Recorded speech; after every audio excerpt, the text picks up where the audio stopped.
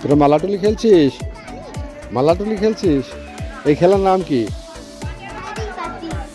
হাড়ি পাতিল খেলা। এ কি রান্না করেছিস? কেক বানাইছিস? কই দেখি কেক।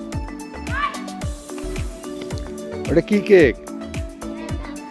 লাভ কেক। আর ওইটা একটা লাভ কেক আর একটা হাড়ি কেক। বাহ বাহ বাহ বাহ, খুব সুন্দর হয়েছে।